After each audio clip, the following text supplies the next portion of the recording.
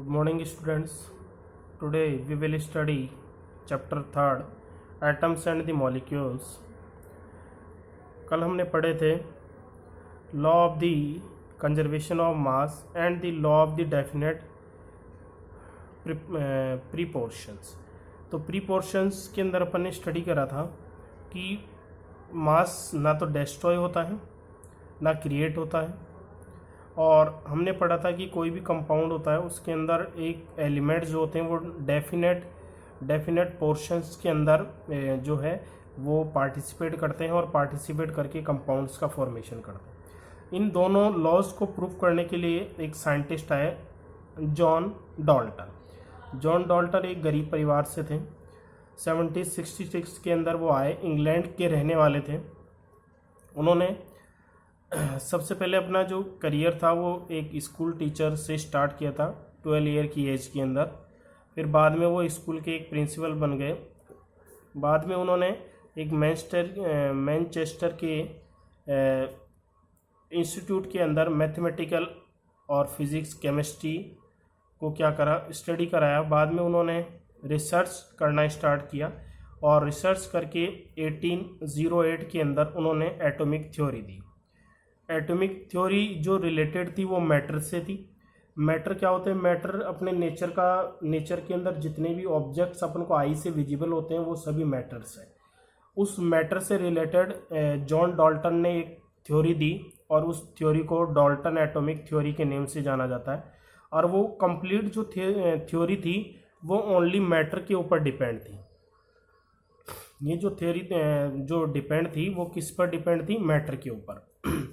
According to this theory मैं Dalton ये बताकर गया था कि जो मैटर होता है वो एक एलिमेंट भी हो सकता है, एक कंपाउंड भी हो सकता है और एक मिक्सर भी हो सकता है। दैट मीन्स कि एलिमेंट, कंपाउंड और मिक्सचर जो होते हैं वो मैटर से बनते हैं।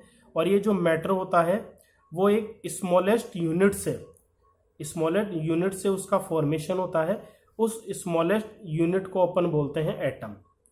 जितने भी मैटर्स होते हैं वो मैटर्स का फॉर्मेशन होता है एलिमेंट से, कंपाउंड से और मिक्सचर से। तो ये मिक्सचर जो होते हैं, एलिमेंट्स जो होते हैं और कंपाउंड जो होते हैं वो स्मॉलेस्ट पार्टिकल्स से उनका फॉर्मेशन होता है। उस स्मॉलेस्ट पार्टिकल को अपन बोलते हैं एटम। और इस एटम से रिलेटेड उन्होंने अपनी थ्योरी दी जिसको डॉल्टन एटॉमिक थ्योरी के नेम से जानते हैं। और ये एटम्स जो होते हैं वो ऑल ओवर दी यूनिवर्स के ऑब्जेक्ट्स को बनाने का फंक्शन करते हैं। जितने भी यूनिवर्स के अंदर जितने भी चीज़ें होती हैं पूरे वर्ल्ड के अंदर, पूरे यूनिवर्स के अंदर, वो सबका फॉर्मेशन एटम से होता है। उसी से रिलेटेड इन्होंने फॉलोइंग पॉइंट्स और फॉलोइंग पोस्ट्यूल्स दिए थे। Postulate number first, all the matter, जितना भी मैटर होता है वो एक बहुत छोटे टीनी पार्टिकल से उसका फॉर्मेशन होता है। उस टीनी पार्टिकल को अपन बोलते हैं एटम। एटम से उसका फॉर्मेशन होता है और वो किसी भी जो भी केमिकल रिएक्शन होती है इस नेचर के अंदर, उस केमिकल रिएक्शन के अंदर वो एटम पार्टिसिपेट करता है। ठीक है। दूसरा इस थ्योरी का जो पोस्ट्यूल था कि एटम्स जो होते हैं ना वो और ज़्यादा पार्ट्स में डिवाइड नहीं होते। उनको हम ना तो क्रिएट कर सकते हैं ना ही डिस्ट्रॉय कर सकते हैं केमिकल रिएक्शंस के अंदर। इसका मीनिंग समरी फॉर्म में होता है कि एटम और भी स्मॉल पार्टिकल्स के अंदर डिवाइड नहीं होता। आप इसको ना तो क्रिएट कर सकते हैं और ना ही इसी को डिस्ट्रॉय कर सकते हैं। एटम्स जो होते हैं वो किसी भी एलिमेंट्स के अंदर प्रेजेंट होते हैं, वो आइडेंटिकल होते हैं। आइडेंटिकल का मीनिंग कोई भी एलिमेंट है तो उसके अंदर जो एटम्स पार्टिसिपेट कर रहे हैं उनका अपन को मास भी पता है और उनकी केमिकल प्रॉपर्टीज भी पता होती है। कोई भी एलिमेंट जो होता है, जैसे अपन हाइड्रोजन को H2 लिखते हैं, तो H2 की फॉर्म में अपन लिख रहे हैं तो इसके अंदर एटम्स का नंबर कितना है? 2। तो जो ये एटम्स का नंबर 2 है ये अपन को रिप्रेजेंट करता है कि किसी भी एलिमेंट के अंदर जो एटम्स पार्टिसिपेट कर रहे हैं वो उनका मास हमें पता है और उसकी केमिकल प्रॉपर्टीज अपन को पता है। ठीक है। तो ये इसका 3rd नंबर का पोस्ट्यूल्स था। 4th नंबर का पोस्ट्यूल जो होता है कोई भी एटम हो, ठीक है, किसी भी एलिमेंट्स के अंदर डिफरेंट एटम, जैसे डिफरेंट एलिमेंट्स होते हैं like as H2, like as H2 जो है उसमें डिफरेंट एलिमेंट्स है, एक ऑक्सीजन का एटम है और एक 2 हाइड्रोजन के एटम्स है, ये डिफरेंट एटम्स है। तो इनका मास भी डिफरेंट होता है और इनकी केमिकल प्रॉपर्टीज भी क्या होती हैं, डिफरेंट होती है। अगर सेम हो, फॉर एग्जांपल इसके अंदर सेम होगा तो इसका मास भी सेम होगा और इसकी केमिकल प्रॉपर्टीज भी क्या होगी, H2 की सेम होगी।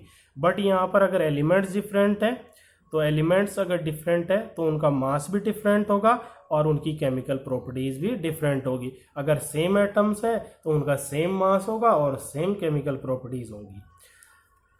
4th नंबर पोस्ट्यूस क्या कहता है कि एटम्स कंबाइन होते हैं एक डेफिनेट रेशियो के अंदर, एटम्स कंबाइंड होते हैं एक डेफिनेट रेशियो के अंदर और कंपाउंड का फॉर्मेशन करते हैं।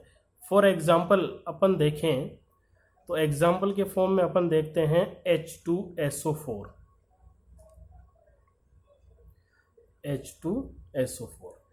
ये एक कंपाउंड है। इस कंपाउंड के अंदर अपन देखें डिफरेंट एटम्स हैं, जैसे हाइड्रोजन के 2 एटम्स हैं, सल्फर का 1 एटम है, ऑक्सीजन का 4 एटम्स है। ये जितने भी एटम्स हैं एक स्मॉल रेशियो के अंदर कंबाइंड हो रहे हैं और कंबाइंड होकर किसका फॉर्मेशन कर रहे हैं, कंपाउंड्स का फॉर्मेशन कर रहे हैं। तो ये अपने पास कंपाउंड का फॉर्मेशन हो गया। नेक्स्ट होता है डिफरेंट टाइप की जो एटम्स होते हैं, ठीक है, उन एटम्स का नंबर कंपाउंड के अंदर जो होता है वो कांस्टेंट होता है। The relative number and kind of atoms are constant in the given atom. कोई सा भी कंपाउंड जो होता है उसके अंदर जो एटम्स होते हैं वो एटम्स किसी भी कंपाउंड के अंदर कांस्टेंट फॉर्म में होते हैं।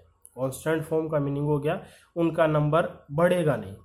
फॉर एग्जांपल अपन करते हैं कैल्शियम कार्बोनेट अपन लिखते हैं। कैल्शियम कार्बोनेट जो होता है उसमें कैल्शियम का 1 एटम होता है, कार्बन का 1 होता है और ऑक्सीजन के इसके अंदर 3 एटम्स होते हैं। ऑक्सीजन के 3 एटम्स इसके अंदर प्रेजेंट होते हैं। दैट मीन्स कि इस गिवन कंपाउंड के अंदर different kind of atoms present है और इनका जो नंबर है वो नंबर हमेशा कांस्टेंट है ना। जैसे अपन को कैल्शियम कार्बोनेट बनाना होगा तो एक तो कैल्शियम का एटम चाहिए, एक कार्बन का एटम चाहिए और 3 किसके एटम चाहिए, ऑक्सीजन के एटम चाहिए, तभी कैल्शियम कार्बोनेट बनेगा, नहीं तो नहीं बनेगा। The relative number and the kind of atoms are constant in a given compound. किसी भी गिवन कंपाउंड के अंदर उसके जो एटम्स के टाइप हैं और उनका नंबर है वो हमेशा कांस्टेंट रहता है।